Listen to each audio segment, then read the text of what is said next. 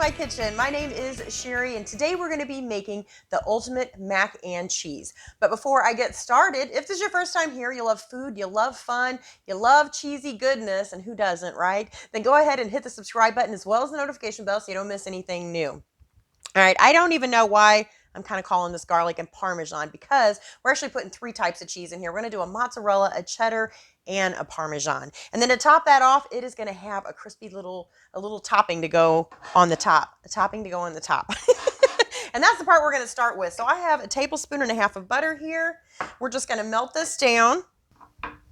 And then we're going to toss in 3/4 of a cup of panko breadcrumbs. Then we're just going to kind of stir it around and get all the breadcrumbs nice and coated. And then we're just going to keep stirring until our breadcrumbs turn a nice golden brown. All right, those look beautiful and they smell nice and fragrant. So I'm going to go ahead and take those off the heat. I'm going to bring up my saucepan and we're going to add a full stick of butter to our saucepan. And we're going to get this melting. And then once our butter's melted all the way, we're going to go ahead and add 5 cloves of garlic. Now, if you don't have, fresh garlic on hand, you can always use a little bit of garlic powder. One of the other things I do keep on hand, just because sometimes I don't realize I'm out of fresh garlic, because I do go through it so quick, is the garlic that comes in a jar, like the minced garlic. That'll work too. All right, so last garlic clove here. And then we're just going to give this a stir. And I'm going to let this garlic kind of simmer away for about 2 minutes. All right, so after a few minutes, I'm going to go ahead and add a 1/2 cup of flour. So basically, we're just making a roux here. And if you don't know what a roux is, it's equal parts of flour and pretty much fat. And it's what can't talk. Thickens up our sauce. It thickens up our sauce. That's what it does. All right, so we're just going to keep whisking. We want to make sure it's really nice and smooth. And then we're going to add 3 cups of milk. And we're going to whisk the entire time. I'm going to turn my heat up just a little bit.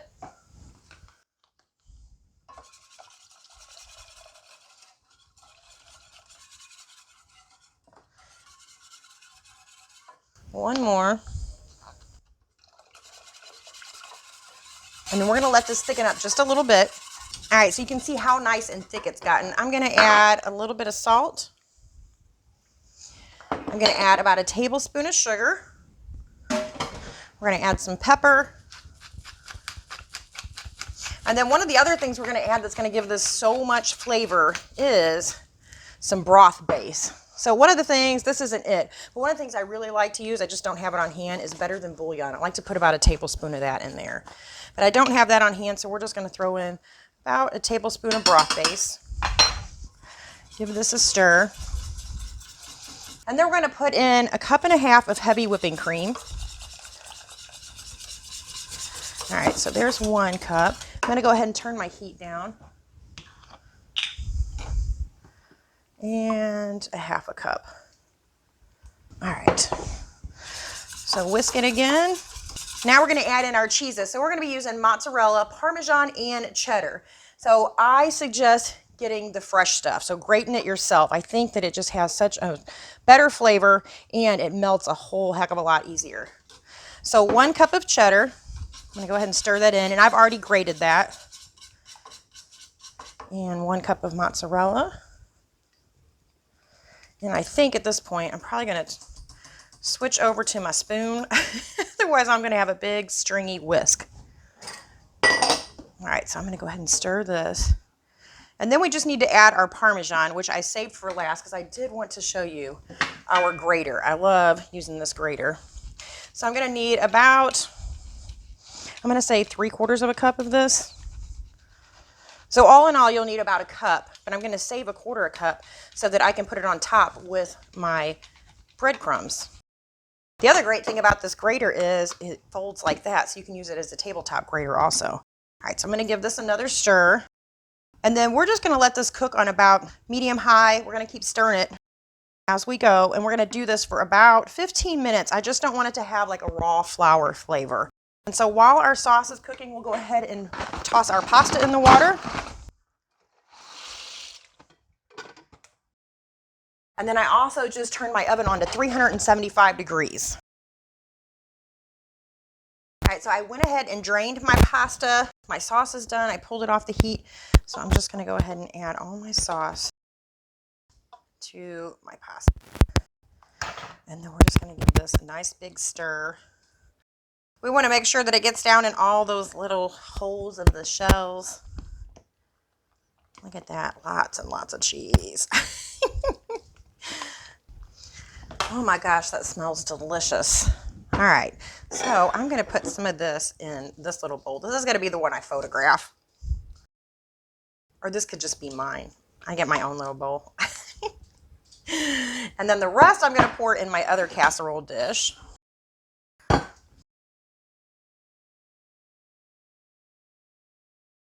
Look at that. It's almost like an Alfredo sauce. Okay. So then we're going to take the rest of our, we need to make sure our bowl's pretty there for our picture, right? We're going to take the rest of our Parmesan cheese and right over the top, we're going to grate the rest of this cheese. All right, that looks good. I have to eat that last little bit. And then we're just going to take our breadcrumbs and we're going to sprinkle it all over the top. I need to make sure I get this little guy over here, especially if that's the one I'm eating. I really love breadcrumbs, especially when they're panko. Gosh, I don't even need to bake this. I could eat it just like this. All right, so I'm going to take these to the oven. Both of these are going to go in there for, actually this one probably won't take as long, but this is going to go in there for 375 degrees for about 15 to 20 minutes. All right, as you can see, I couldn't wait. I already had a bite. So I already know how fabulous this mac and cheese is, but I thought I would bring in the professional mac and cheese tester because he always complains about my mac and cheese. Not that it's not good. Well, he does. He just wants regular mac and cheese. But when you add things to a simple dish. So we put garlic, Parmesan. What else do we put in? You've done mustard seed. One time I put cinnamon in it and I really got in trouble over there. Yes. All right, so let's see. Is this Mark approved? Give me a bite. Be careful, it's hot. This guy can eat stuff straight out of the deep fryer. That's good. Is it really good? Mm-hmm. Yeah. I'll take a big bowl. I was waiting for you to take the spoon out of my hand. Oh, I didn't know if I could. You only fed me 3 noodles there. I only fed you 3 noodles? Yeah. Did you get any breadcrumbs? Yeah. And you know what? Here, I'll just give you the spoon. I'll make a mess here. You know what? If you want to try other kinds of cheeses, you could do Gouda, you could do Gorgonzola, Gruyere, Feta, Fontina, any kind of cheese you like, right? If it was up to him, he would probably put 10 kinds of cheese in it. And you could actually, so this is a side dish, or at least I think it is, as is, but you could serve this as a main dish too. You could put ham in here, ground beef, you could put sun-dried tomatoes, jalapenos, tuna. Tuna would be really good in here, wouldn't it? Yeah. You could add all kinds of stuff to this, so it's completely customizable. Anyway, you got to give this a try, because... That's good. 2 thumbs up? Yes. 4 thumbs up. Two for you and 2 for me? Thumbs up. So definitely give it a try. I guarantee you are going to love it. I thank you so much for watching. I'll see you next time. Bye. Say bye. Bye.